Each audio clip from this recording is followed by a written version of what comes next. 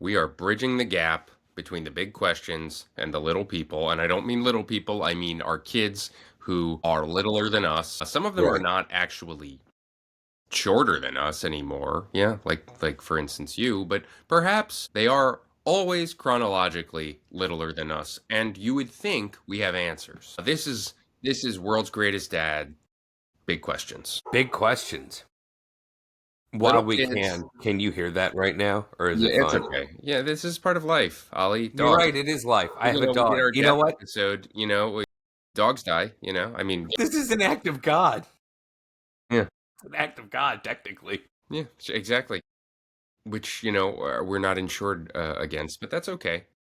We're recording from our humble abodes. And That's this is World's Greatest Dad, Big Questions, where we tackle the big questions that our little kids are asking.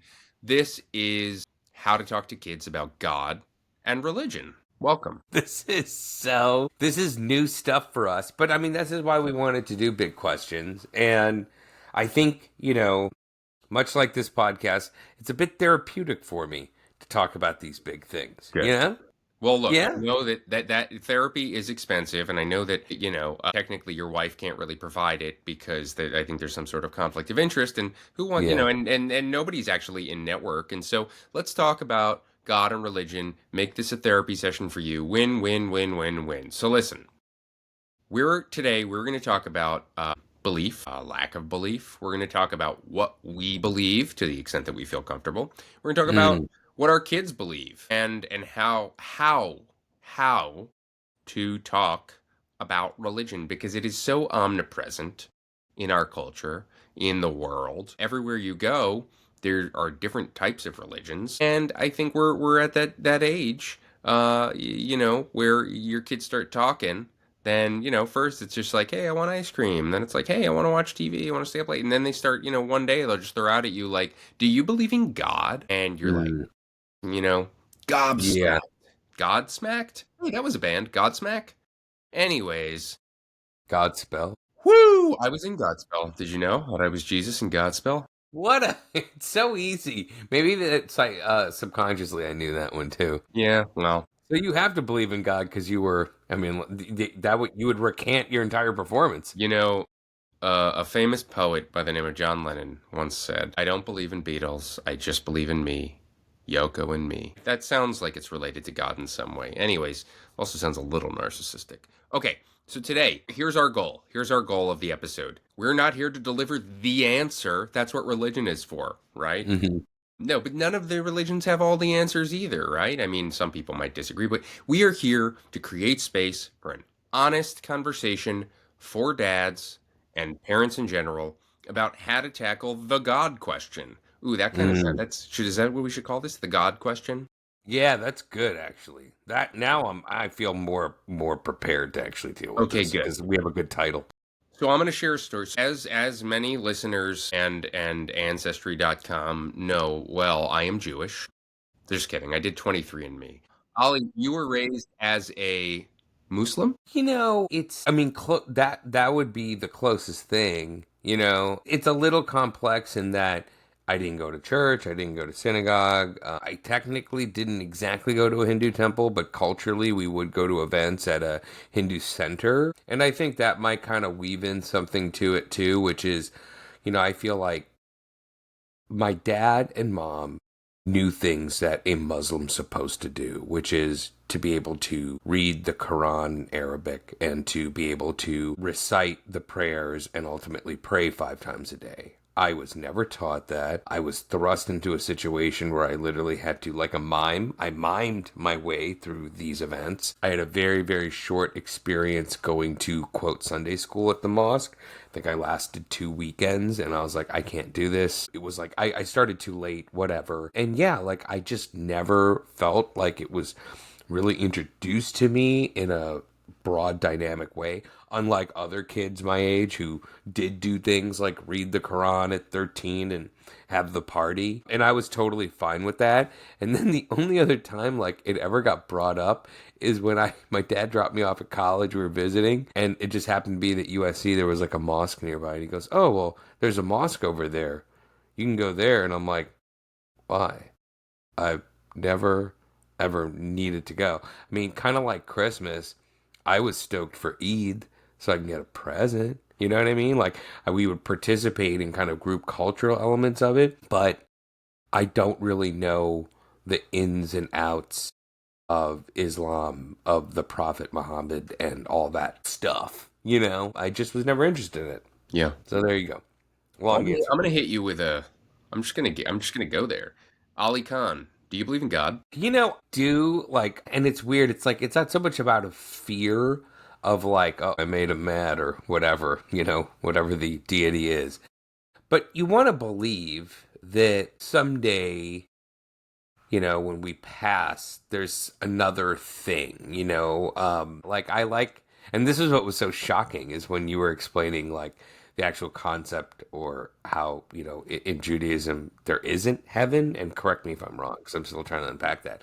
I was kind of like, wait, really? No, there's got to be one more party, Neil. You know what I mean? I'm looking for one great big, you know what I want to believe that there is one great big party left to have up in the sky. Like Mm. that would be super cool.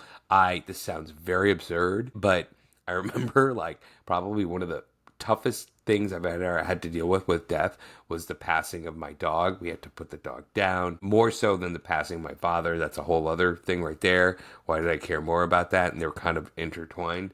But I remember, and this is so funny, but like in the Instagram post, like when I posted about, my goodbye to our dear sweet dog Ginger, I was like, I'll see you on the other side, which was really pulling a quote from The Town. That's what I believe. I believe in the line from The Town. I'll see you on the other side. Like that's don't need to get too much deeper than that.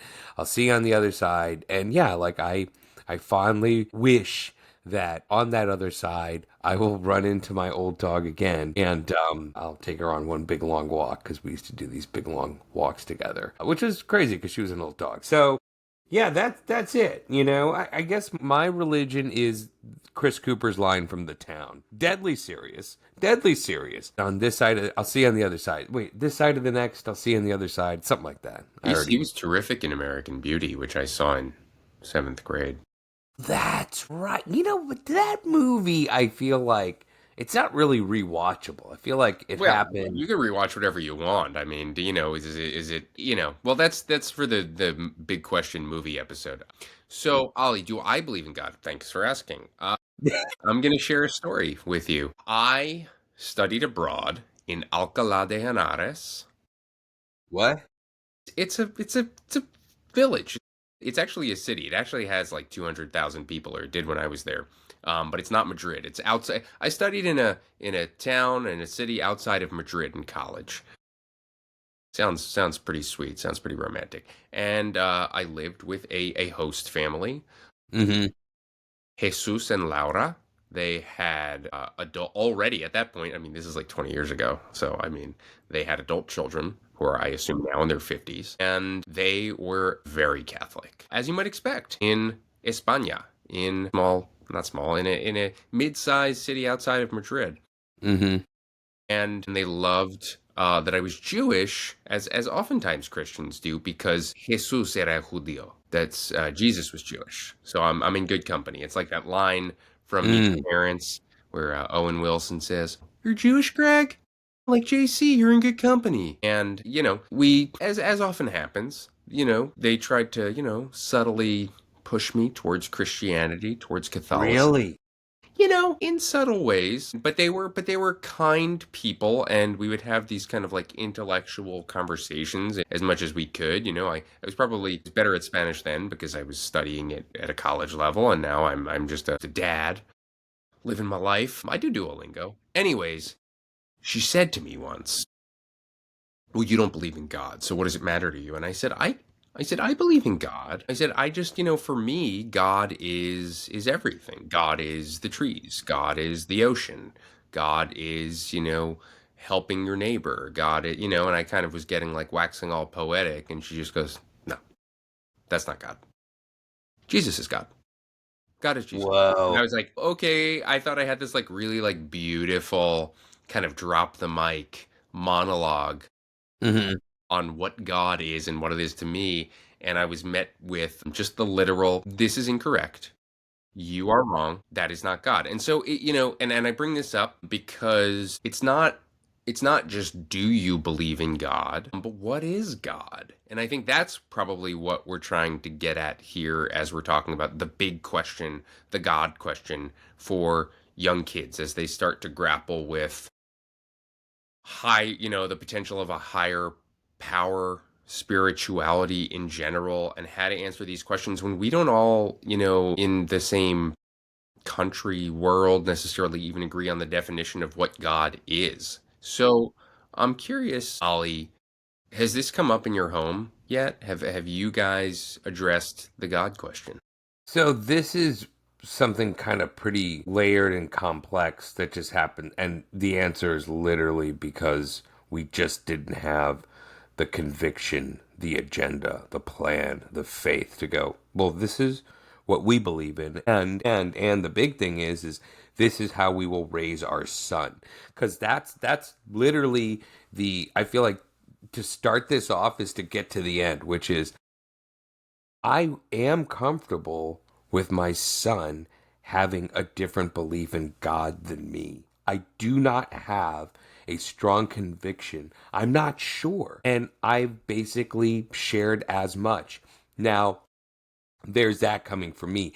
He has other influences. And this is something that some friends of ours who were having a kid around the same time we brought up too, and they're kind of quirky and kooky, which you could probably imagine would make up friends of ours. And they're like, we'll go on a religion marathon, we'll hit up every house of worship just to give them a little introduction, to be like, what do you feel like?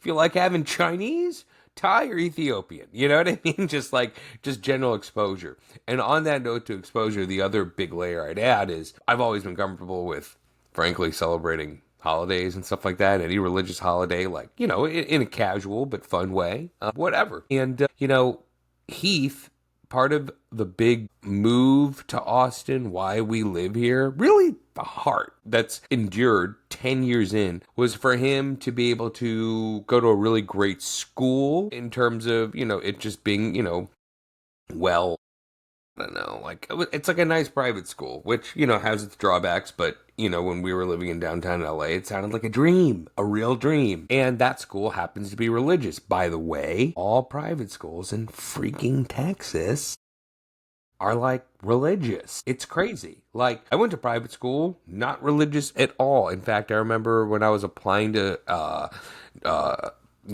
junior high schools, and there was one that was accepted to, and it was like Christian Abbey, like monk, I don't know, whatever it was. And my dad's like, yeah, I don't want you to go there. He was like, he pulled the plug on that, even though I applied to it, right? And so, he's been in church looking at the cross, and like from jump, Neil, I would go to a lot of these little things like, oh, we're having a chapel service, and I remember kind of being like, oh wow, look at that big old cross over there. This isn't Santa at the mall, okay? You know what I mean? Now, I will add that it's an Episcopalian church, and Brearley went to an Episcopalian school, and not all sects of Christianity are the same, as we know.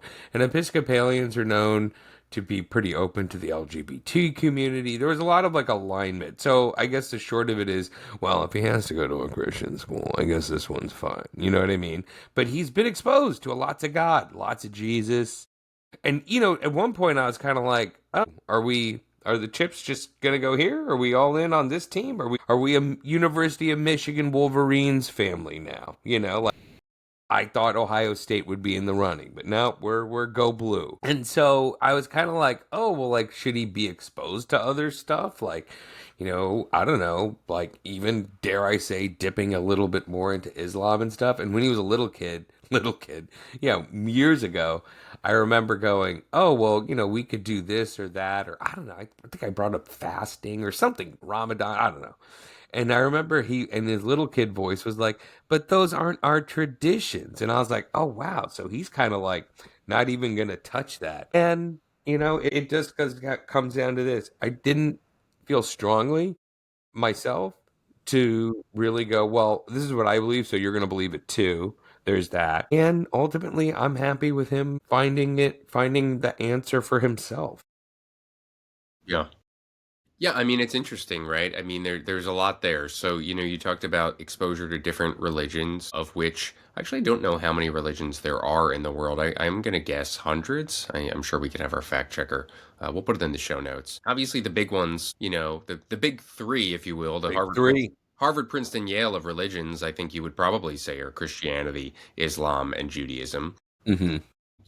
Not even necessarily just by population, but by kind of uh, historical relevance to They make all the rankings. You know what yeah, I mean? yeah. U.S. News and World Report. They're always just shifting. Yeah.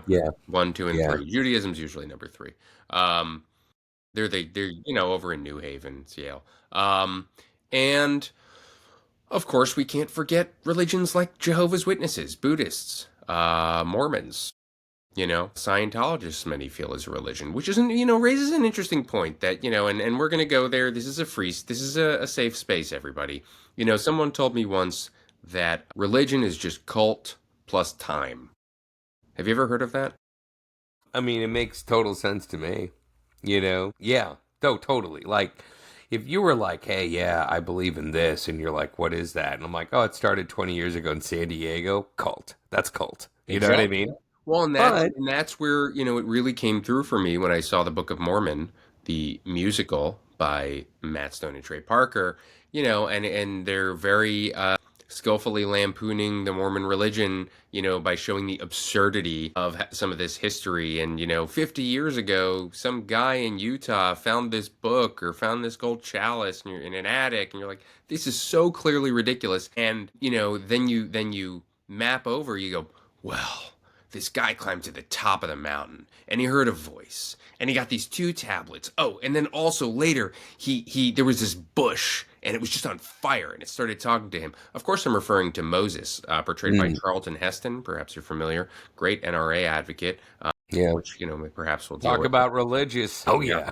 So, and that's the film, The Ten Commandments. And I guess my point is, all religions are sacred and all religions are absurd. And let's get to the definition of what is a religion if it's not cult plus time. Well, the Mm, internet says religion is defined as an organized system of belief, practice, community, and sacred stories. Should I yeah. go over that again? A Yeah. religion is defined as an organized system of belief, practice, community, and sacred stories. So out of those four things, what strikes you? What like resonates to That's you? so Like, interesting. okay, that's Wow. Okay. So for me, it's interesting because I think they're also closely tied together, right? You practice your beliefs in the community through retelling of sacred stories. It's really hard to separate them. I suppose if you're, let's say, like the only person of your religion or like a minority in a big group, you can practice your religion through sacred stories in the home without the community. You can also kind of, I guess the going through the motions version of this is you do all this without belief, right? I can say for myself, the Judaism I grew up with, and I believe, a tenet of Judaism in general is this idea of struggling with belief is part of the hmm. foundation of the religion, right? The uncertainty, which is actually, if you think about it, didn't like religions were kind of an early precursor to forms of government and societies with rules and laws, and we were just trying to like figure stuff out, and we Hmm. never have all the answers, and we're all just trying to kind of grapple with the uncertainty. So I do think it's always a red flag for me when no matter what the religion, people say, I am 100% sure that Hmm. this is the truth. And to be honest, isn't that the point of belief? It's a belief. It's not a Hmm. fact. They're all beliefs. They are not proven. You can be 99% sure, you can be 1% sure, you can be even less than that. But, hoping on a wing and a prayer, it's a belief. And so, Yeah. anyway, this is all to say we're setting the stage, right, for how to talk to kids about the God question, which, we're 22 minutes in and I don't think we've come up with any answers, but hopefully we've kind of created some runway for this plane that's sitting on the platform to get in the air at some point today. Yeah, it's funny. I feel like and it gets easier as your kids get older to just really speak as frankly as possible Mm, about the ultimate biggest things, yeah, like I feel like, when so much of this too is where you're at in your piano lessons, to use your sure, analogy, sure. where I feel like, Zeke's 5. Yeah, which is interesting because the research says that by age 5, many children will have a concept of God or something like it. So he hasn't specifically asked yet. Cece Hmm. has done Hebrew school and she's had a lot of like questions and assertions about God and religion and it's been a struggle, because I think like, it's funny, we had her in a different Hebrew school a year or two ago, and she Hmm. would come home with these very it was a bit more religious, and she was talking about, we have to obey God and we have to do this, and it was very rules oriented. And my wife, who grew up Orthodox, was just kind of like, this is too strict. And I was like, what did you expect? It's religious school. And so it is interesting trying to figure out what the balance between kind of our secular humanistic values and the tradition of our religion is, because I imagine, any religion is being practiced differently than it was thousands of years ago. But does that make it less valid? It's all a bit relative. But so 5-year-olds and up is when the questions start to come. And I do want to kind of just address why these questions are so hard. I think we're kind of dancing around it, but I just want to spell out, we've kind of hinted at it, but the God question is hard because parents, rightly so, don't feel like they have all the answers, right? Hmm. Another concern that parents have with the God question and religion is a fear that you've mentioned, a fear of imposing beliefs, their own beliefs, on their kids. And there's also a fear of, not giving important questions the gravity they deserve. And so I think people often avoid this topic altogether. Another I issue, think, yeah, go ahead. honestly, this is you and me talking, and I think we have pretty similar stances, right? You're like, it's fun, we're kind of like Larry Daviding this stuff. We could have a guest on here, and I'm sure we've had them in the past. I know we've had them in the past who have very strong, clear convictions about who God is, what happens when you die, which faith is the right one, and and literally people who are probably like, I hope one day you too can be saved, I'm just, even though I think, the Well, but I think, game. and to be fair, this episode probably isn't for those parents, right? This is for the parents who are struggling Yeah, with how to tackle the God question. that's true. And so Yeah, those you got to be parents, loose. and so those We're parents, loose. like Yeah. us, perhaps are filled with doubt or questions or kind of figuring it out for ourselves. And yet, there are so many other areas of our lives that maybe we have figured out that we are a guide for our kids and kind of know how to handle it, Hmm. or just have already come through it, and we never thought about, oh, how are we going to talk to our kids about this? So anyway, I want to acknowledge and explain why it's hard. So we already said parents feel like they don't have all the answers to the God question. Hmm. They're afraid of they're imposing their own beliefs on their kids. They're afraid of addressing the important questions. And also, and this is a very relatable one, diversity of belief systems in a household or, within a family. Yeah. So that's, mom believes one thing, dad believes another thing, or, in Are we going to get into the JD Vance line? That was a real banger. yeah, I think, our vice president, I believe he is a Christian, I think, and his wife is a Buddhist.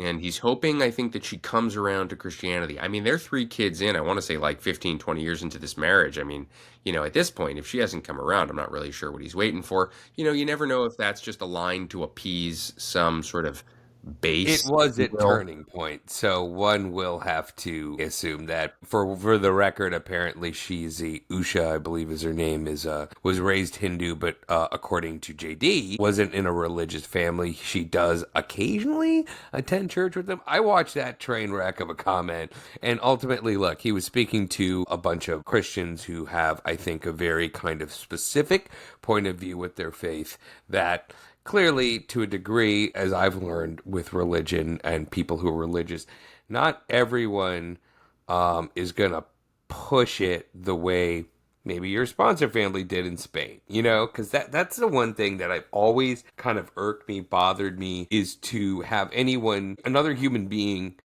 tell me absolutes about faith And I shake that off. I've resisted it at the youngest age possible when I could kind of have a back and forth. And yes, this all goes back to when I was in Islamic Sunday school and the instructor asked who the Son of God was. And I raised my hand and I said, "Oh, yeah, it's easy, Jesus Christ." And he goes, "Wrong." And I was like, oh. So yeah, so that's, I don't know. I just don't believe in these absolutes. I believe in the community part of it. And I think just, there are some really good things that do happen under the banner of religion. But the whole "we're right, you're wrong" thing, not for me. And that is probably what I would push to Heath. You know what I mean? It's like you have your faith, fine. You believe in this stuff, fine. But it's okay for other people to believe other things too, as long as they're not hurting you, you're not hurting them. Like Yeah. there you go. There you go. You know? Yeah. So we've been talking about the God question. This is World's Greatest Dad, Big Questions. I don't know why I'm treating this like a radio show. If you're just I tuning like in, it. I yeah. like it. Uh, Totally. We'd like to you're like, thank our sponsors Buddha, Jesus, Muhammad, Moses, Abraham. don't forget anybody. I feel like Terry Gross here. I'll introduce you in just a moment. So these are the questions that kids ask, right? These are the actual questions. And we've covered some of them, but number one, does God exist?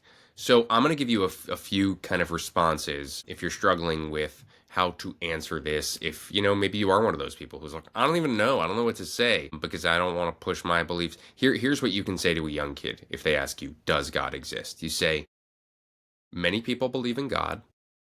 God means many different things to many different people. Some people feel God's presence in love or nature, and that's kind of up to you to decide as you grow up. That's one thing you can say to a young child. Now, an older kid who says, "Does God exist?" You can get a little bit more complex. You can say people have many different ways of understanding God. Some people think God created the universe. Some people see God all around them. Some people don't believe in God. Some people just aren't sure. And it's okay to explore. It's okay to ask questions. And I think the Mm, key idea here to the God question when your kids ask, does God exist, no matter their age, is really push them toward exploration, their own personal experience, and don't insist on one single answer. I feel like this all goes back to one of the first season of The Sopranos when AJ goes, "But there is no God." And it was like when he was like doing communion or doing something very Catholic, and Tony and Carmela are just like, "What are you talking about? I ought to smack you upside the head." Like it's like, yeah, I'm like, yeah, that's not how I would roll. Like I am not Tony Soprano. I'm Ali Khan. And I'm gonna keep it loose, keep the doors open, try not to step on anybody's toes. So, I mean, I think that's ultimately it. Like in a way, when you have to tackle the God question, you tackle it exactly the way you tackle it, which is, you know, I'm not sure, but I'm open. Like I think we actually do answer it. It's just that we aren't going to subscribe to a blanket version of this faith or that faith, any one of the big three. Although you guys, I mean, is Zeke gonna go to Hebrew school too? Yeah, Like eventually. these two? Yeah. Yeah, yeah, yeah. Yeah. When does that start? I don't know. Next year? This is why we're doing this. We are not experts. We are not professing to be. You got to backfill from the bar or bat mitzvah, which is at 13, right? So, I mean, You Cece's definitely want that to happen. 7. She's in it. Yeah, Probably next year. All right, here's another question kids ask, and you've already touched on it. Which religion is right? Here's what you easy. say. Here's what you say to your young kids. You say, different people follow different religions. Every religion teaches people how to live in a way that's kind and good, and it's not always about right or wrong. And, which is a gray area, but it's complicated. Older kids, you can get a little bit more complex again. You can say, no one can prove which religion is absolutely right. Mm-hmm. Religions are different paths up to the same mountain. I love that image. People believe different things based on family, culture, and personal experiences. And again, the key idea here is you want to encourage respect, continue to encourage curiosity, and discourage competition, discourage Yeah, judgment. I think that's yeah. a thing in most religions. Don't judge, right? Lest you be judged. Sounds like I don't know. People have a way of turning their religion into something that could be a force from good and a force for not so good, you That's know? true.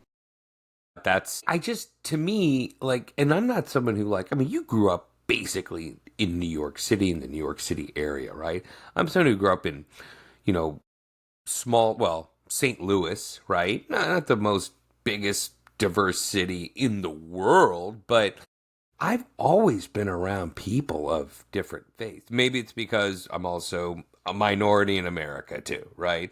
But just from jump, you're like, yeah, look, this is we're not the only team at this. This is a big tournament. This is a all Valley Karate tournament, and it's not just me and Mr. Miyagi here. You know, we got the blonde guys. You know what I mean? We got Sensei Kreese. There's just a lot of people in the tournament, and duh, I mean, that's just the way it is. I imagine for people who live in frankly different societies, or even rural places where they're not used to interacting with people that different from them, it's allows for this to even entertain that kind of thinking, you know? And it's quite foreign to me, you know? That's what's so crazy about that is like the idea of like which religion is right. It's like, well, which one of your friends is right? You know, like cuz he's had friends of different faiths and different yeah, just different shades. Yeah. Well, and then so the follow-up to that is, your kids may ask you, what happens if someone believes differently than us? And you can say, that's okay. It's okay for people to have different beliefs. We can be friends, we can be kind, we can be neighbors, we can learn from each other, even if we don't believe the same things. Slightly older kids, you might say a version of that and say, people who believe differently celebrate different holidays. They have different practices. It doesn't make them bad and us good, or us bad and them good. Mm. Respecting differences is part of living together in the world. You want to really encourage empathy, respect, and dialogue. We don't talk enough. We need to talk to each other and understand each other more.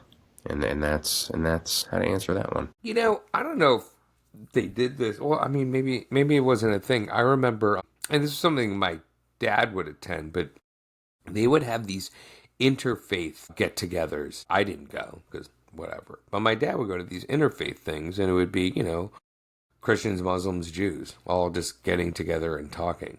I don't know. It's interesting. It's like I wonder if you're in a place where the dialogue between your kid is turning into like which religion is right or wrong. I would say the answer is it's time for some exposure. It's time to like simply just communicate and interact and just experience other people from different walks of life. I think that the answer to that is like you got to just diversify your exposure and interactions a little bit. Um, yeah, maybe maybe you do the religious tour like our friends Yeah, were thinking about doing. I kind Little of love that. Sunday. Yeah, I mean, I think that was just more chatter. I don't think that actually was executed. But it's funny. I feel like even at his school, which is a religious Christian school, they like will have speakers. There's like a Muslim school here called the Austin Peace Academy, and they'll have people. They have people from different faiths, obviously rabbis and whatnot. You know what I mean? They're taking care of that a little bit, which is good. I'm quite glad that that's off my plate. So the answer, Neil, of course, is if your kids ask about God, send them to an open-minded Christian school if you can afford it. We There barely you can. go. If your wife can get a job there. Yeah, bingo. All right, I'm going to give the age by age guidance on the God question from our experts at internet.net. I don't know. This is aggregated. Look, this is the collected wisdom. It takes a village. All right, age by age. This is different age groups, how you can handle when your kids ask the God question. Mm. Ages 3 through 5, you want to use simple, concrete language. So you want to say things like, some people believe in God, some people don't. Some families pray, some don't. This is a time where you can start to introduce basic rituals, lighting candles, saying short prayers, moments of silence, if that's relevant to your religion, your family. These are ways to start introducing them to beliefs and how you practice beliefs. And obviously at this age, you want to encourage wonder. You want to encourage curiosity. You want to encourage more questions. Why do you think people pray? What do you feel when you look at the stars? You know, Throw it back to them if you don't have an answer. Play the old Socrates card. Well, what do you think God is? And that's kind of age appropriate for 3 to 5. Leveling up, ages 6 to 9, when the God question comes up in religion. Children are now going to start to ask why and how, so you can explain different religions, have their own stories, their own rituals, their own values. You can start to visit places of worship if you haven't already. Start showing them videos, photos, explaining the specifics of what different traditions and holidays mean. Obviously, share your own family traditions. Help kids understand where they came from, and how that might change, depending on their own personal journeys.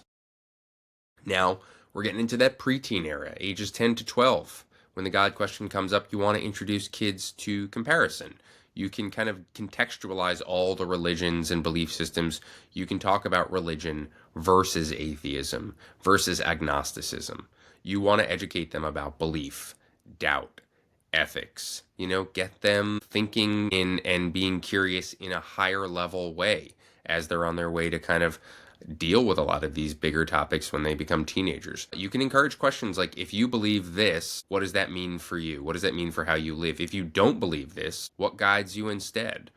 How do you live your life? This is also a time, ages 10 to 12, you can start to discuss religious persecution, conflicts, through history. And this is where you can kind of tackle what you were talking about, Ollie. Some people use religion for good, some people use religion for bad, some people use it to justify hurting others. And, belief itself, religion itself, doesn't always tell the whole story. You need to put it in the context of history and our present day and how it's being used. And then we come to our teenage children. 13 plus, the PG crowd, if you will. What do you say to 13-year-olds? What do you say to teenagers when you're talking about God? Well, here's where you can start to get deep. I mean, like, this is what you prepped for, right? You can talk about belief, doubt, values, faith and action, non-faith as a choice. If you want to choose not to believe, talk about your own journey. Talk about what you believed as a kid Mm. versus what you believe now. Really walk them through it, but then say, not as an instructive measure, but more in a way to say, hey, this was my journey and you have to have your own. But if this is helpful to you, you can always come to me. And still encouraging them to read, explore, ask questions, and even challenge beliefs respectfully. And I think this is a key thing, is if you feel safe to ask questions in a way where you're around adults who want to encourage your own intellectual and spiritual journey, you can really thrive and succeed, whether it's in the religion or outside of it. I think it's those times when you're around people who say, well, that's wrong, and why would you ask that, that then you feel kind of stifled and frankly are turned off from religion. I think one of the reasons that I feel, continually tied to Judaism is that questioning. I was at least brought up with being encouraged to question the rules, the faith, and I still do. And I think that ironically actually brings me closer to it. Mm. And you also can feel free to talk to your teens about how religious identity intersects with our current culture, our politics, social justice, if that's something that's important to you, because it all works together. I mean, I think all of these big themes, all of these big questions always end up, meeting in the middle of the road, and at the center of town, if you will. And that is, age group by age group, kind of the advice on how to talk to kids about the God question. It's kind of crazy that I have to basically fast forward straight to the super deep stuff. The other crazy component too is this, something I just realized now is, and it's happening. It's happening to your kids right now as we speak. Once they're in school all the time, think about the over time, how much time they're just spending talking to their friends or peers. They're talking about all this stuff too. How much are they learning, getting exposed to? I mean, literally, like, there was a time where Heath would not tolerate hearing an expletive like on Spotify, right? And now I hear him like playing games and he's like dropping the F bomb, and I'm like, whoa, he flipped the script on that one. He's moved up a chapter or two. It happens, whatever. And I know that like they could totally be having these deep conversations well with their peer group. So that's something too, like Of course, this is, as a dad podcast, we're like, of course, our kids coming to us and ask these questions. The real question, too, is when do you maybe ask them where their beliefs are when you check in with them? Because they are having deep conversations with their peer groups too, sooner, more than you think, sooner than you think, I think. Because, literally you're like, as a parent, you're kind of like, oh my God, when did he became like all this? I'm like, well, that's because he spends all this time, or she spends all this time at school with their friends and whatever, doing all this stuff while we're working or doing whatever, a podcast, right? And it's crazy. Like, yeah, it's almost like I almost want to now just have like kind of like we're doing this God episode. We're doing the big questions on We're Greatest Dad. I think I might just, on the next pickup, maybe this afternoon, I might just drop a big question. Maybe I'll ask him. Maybe I'll initiate it instead of waiting for him to do it. That's my takeaway from this. Love to hear it. We're gonna move to the toolkit. This is the practical A through G tools you can use when the God question comes up. Okay? This is the toolkit, practical steps for parents to tackle the God question, no matter, what age your kid is, no matter when it comes up. So, tool A, open the question box. Create a space, and this can be a question jar. This can be like a family dinner time talk every night Mm. where kids feel like they can ask any question about God, about faith, about religion with no judgment. It's really just creating a safe space. And so, tool A is open up a question box, whether literal or metaphorical. You want to make sure that as a parent, you are still actively listening and that you're encouraging more questions, that you're saying, that's a great question. I don't have a perfect answer. What do you think? Again, use that Socratic method. That's tool A. Tool B, map the landscape. This is all about giving context. Introduce your child to different religions, different religious traditions. Again, we're talking about Christianity, Judaism, Islam, Buddhism, Mormonism, Jehovah's Witnesses, atheism, agnosticism. Let them know it exists because they will find out whether it's from you or not. And better to hear it, know that they can kind of trust that their parents want to expose them to all the information that's out there than kind of gatekeep. And you can feel free to use books, videos, whatever the modern tools are, but make sure that you give context. So that's tool B, is map the landscape. Tool C for the God question, share your story. Don't be afraid to tell them your personal anecdotes, your stories about how you grew up with religion, without religion, how you came to a different belief. Make sure that they know that you are a human being who has struggled with, maybe is struggling with this question yourself, and that it's okay to feel that way so that they don't feel like they need to have all the answers. It'll help on their quest themselves. Tool D, values versus belief. You want to focus on the values: kindness, gratitude, justice, all the values that most of the major religions and traditions share, right? So make sure to ask your kid, besides beliefs, whatever the beliefs they're telling you, what values do you want to live your life by? And then you can kind of, back into it and find out how they correspond or don't with, the religions and religious traditions that you're kind of practicing in your own home. Tool E, respect diversity and respect non believers. You want to make clear to your kid that people believe different things. That's okay. Make sure to continue to teach them respect for others' paths, no matter whether that's a different religion or no religion at all. And so that means, again, talking about agnostics, talking about atheists, talking about people who believe or practice, different religions than the ones that you are practicing in your home. It is just as important to the faith to respect those who aren't a part of that faith as it is to learn how to operate within it. Tool F is being honest about doubt.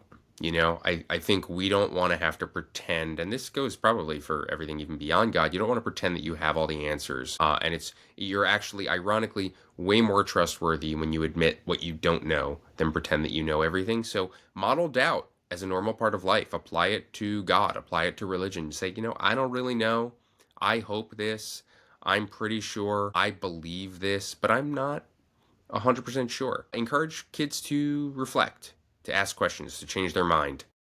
And then tool G is make sure to connect to the real world, connect to today, to this present moment. You can use current events, use history, Use, whatever is happening in the world and the kind of sphere around us to explore religion, to explore God, whether that's, you know, the news or a conflict that's happening in school. Make sure to connect God, make sure to connect religion to their own personal experience so that it feels relevant to their lives. And that's your toolkit for the God question. Did I miss anything, Yeah. Ollie? You know what? To me, I don't know. I feel like the biggest takeaway from this is, you start with the big question. It's like I imagine Heath being 4, 3 years old and going, is there God? And you're like, uh-oh, this is a big one. I hope I do this right. But what I feel, and maybe it's just my stage at this piano lesson, and then really like it's not a concern drawn out of anything specific with Heath right now, but like at some point, like young men, women, whatever, young people start to formulate some pretty strong opinions. And I think the toolkit part E of respect and diversity of non believers is something that feels like, certainly on between news and social media, news and all that crap, is something that feels like it's really like missing. You know, that's almost like the cure to like extremism right there, and that is something that I think all parents, dads, should really be jumping on, is the respect for non-believers. Yeah, like that's probably to me like the biggest thing. It's like worth bringing up at any time, just based on the temperature of the world right now. Well, look, I think, and this will probably come up in all of our big question episodes, but when it comes to the question of God and religion, always remember to tell your kids this is not a one off conversation. You can come to me anytime. You know, Mm-hmm. this isn't a one and done talk. This is an ongoing dialogue we're having. And as much as you want to have it and your beliefs, questions change, I'm here. We're always here to talk. And then just a reminder to the parents, you don't have to have all the answers. That's kind of the point. You just have to be present and curious and listen and do your best. And by doing your best, you're already the world's greatest dad or mom, whoever's listening, but this is called World's Greatest Dad. So I that's think the question. when I think about the original idea of like, what do you do? Or, this big question, I think the answer is be honest with yourself and then be honest to your kid. That's how you do your best. Because there's a lot of BS in this world, Neil, and even little kids can see it. Yeah. Well, all right. Thanks for joining us on World's Greatest Dad. Big questions. The God episode. The big question, tater tots or french fries? That's next time.